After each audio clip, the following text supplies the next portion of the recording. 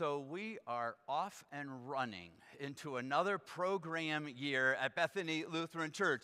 Not that the summer doesn't have program, but we know that we have life just kind of flows a little differently in those months of June, July, and August. But now when we hit this time of the year, things not just in the church, we know it's in the school systems and in the sports leagues and everything else seems to take on just a little different attitude now. And so maybe that's even the case at congregations all across our nation this morning, as we feel like this is a time when there's just a little bit of new energy brought into everything that happens at this time in the church year. Our choir's back as a part of it. We wouldn't need any more visual than that to understand the kind of energy that gets infused in the midst of our life together. And maybe that's what the Israelites were looking for, as Marie talked about this passage from Isaiah and how the people were knowing they were going to cross this desert, and they could have felt like they were just going to spend an eternal summer in the desert, just kind of going through, wondering what might finally happen for them. And then God brings them this word through the prophet that even as they make that journey, that things are going to be happening, and they should be ready for these new things breaking in to their own lives, giving it this imagery of people who are lame going to be leaping like a deer, people who can't speak will be able to speak boldly, and then this beautiful imagery of water breaking forth in the desert and the pools that were going to be coming out even among the burning sand. And some of you probably know the desert is an incredibly beautiful place all year round, but there are those times when a rain might come and just offer that extra little bit of nourishment, and all of a sudden the flowers that could and the blooms on the cactuses and other desert fauna can just simply be astounding. The newness of what God can provide for us naturally in our world can take hold of our very spirits at times. And we can feel that newness just become a part of what just wells up inside of us. And as much as our reading today in the gospel, it seems like it was just about healing, but I think in some ways, there's something beyond just the healing that's taking place in that message, and it's really about the newness that people are looking to experience in their lives. You can imagine this woman who has the child who is sick and feeling that life will never change for her, that she has what she has, and that will be it for the rest of her, or at least for her daughter's life. And then she hears about Jesus being there, and she approaches him.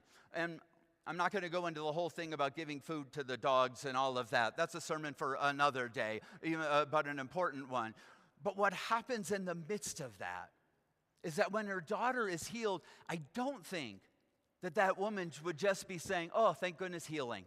Now what do we do? But I think that would be like, this is a whole new approach to life now. The newness of what she is experiencing now is beyond maybe what she could have imagined before. And so as we hear these stories of that healing, maybe never more pronounced than a person who's been deaf and mute his whole life and is brought to Jesus, and he puts his fingers in his ears, touches his tongue, says that very, very strange word for us to hear, ephatha, to talk about what this person is to do. But it's so important the way we get that translated, at least into our English. It's be opened. And we might think that Jesus was simply talking to the man's ears or to the man's mouth and tongue, but maybe Jesus was talking to the entire crowd. Be opened. Be open to the new experiences that God can bring to you. Be open to the new ways that God can break into your own life in the midst of this. Don't let these healings simply be a healing that now you say, oh, that was cool. I wonder if there's anybody else sick around here we can bring to Jesus. But rather, what is it that we can learn from this? What does Jesus want me to be open to? And there's no better time for us to think about that than we enter into a new program year. What is God asking you to be open to? Would you be open to taking part in a new Bible study? Would you be open to coming on a Wednesday night and either being here for the music and education or being here as a servant and helping serve the 150 people who come and eat every Wednesday night? Would you be open to singing in a choir, even if you haven't sung before? And then maybe by the third week, they'll invite you just to mouth the words if you want. But be open to whatever might come through all of that. Would you be open to finding a new way to serve people in the church or in the world somewhere? I think when we look at what Jesus does for people, Jesus does not just heal. Jesus creates a new beginning. Jesus creates a new openness in them as to what they might finally experience in life.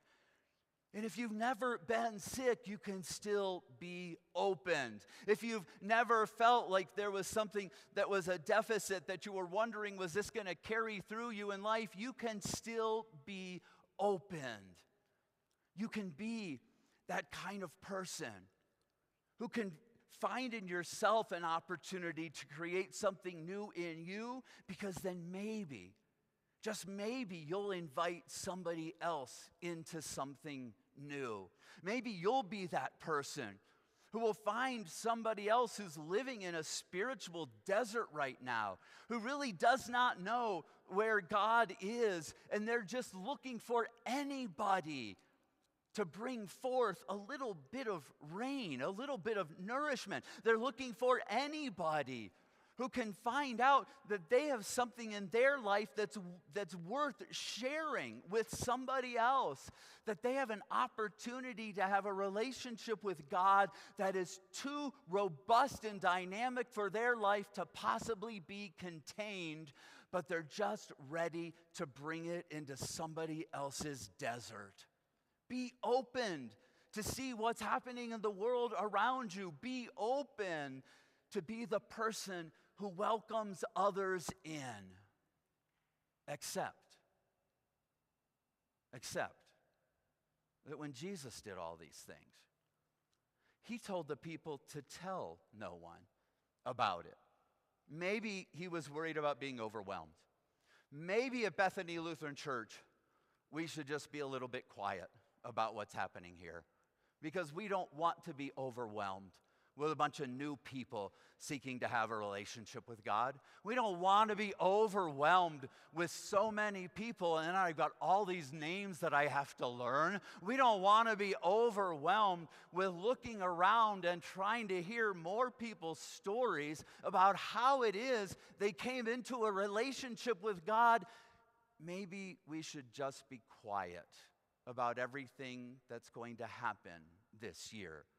For instance, I wrote some of these things down for us, just so we would know.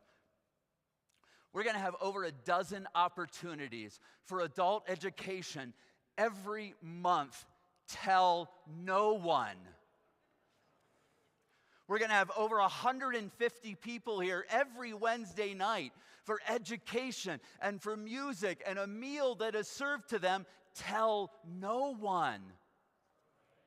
We're going to have 12 ministries overseas that we support so people can know the very way that Jesus comes into their lives. Tell no one. We're going to have over 20 local agencies that count on the support of Bethany Lutheran Church to do the ministry that they're called to. Tell no one. We're going to have people from Bethany who serve on boards and committees throughout the entire Denver area, bringing the very love of Christ into the mission that they serve in those places. Tell no one. We're going to welcome over 75 community groups every month into Bethany Lutheran Church so they have a place to meet and to gather and to be able to share in community together. Tell no one. We're going to have over 600 people in worship every week gathered here in the sanctuary. All of you gathered on the live stream, engaged in knowing the love of God, but tell no one. We're going to have people who serve every month with hands-on opportunities right here in our fellowship hall to support the ministries that happen around our community and our world. Tell no one. We're going to have 5 choirs who rehearse every week to enhance everything that we do in worship. Tell no one. We're going to have a Bethany Early Childhood Center, which opens over 50 students every week to bring the love of Jesus to them and to their parents. Tell no one. All right, choir. If that's the way you're going to be, then what would happen if somebody was seeking wholeness in the midst of disease, knowing that healing might or might not come, but they can find the wholeness here because they can find the presence of Christ? What should they do? All right, so if they were looking for belonging in a place where we can promote unity over division so that they know that their ideas can be shared here, what should they do? If they can looking for a place where they can be them, they can love who they love, and they can know that they will be respected because they will respect other people, what should they do? Proclaim it. You heard him. You heard him. And I am not just preaching to the choir.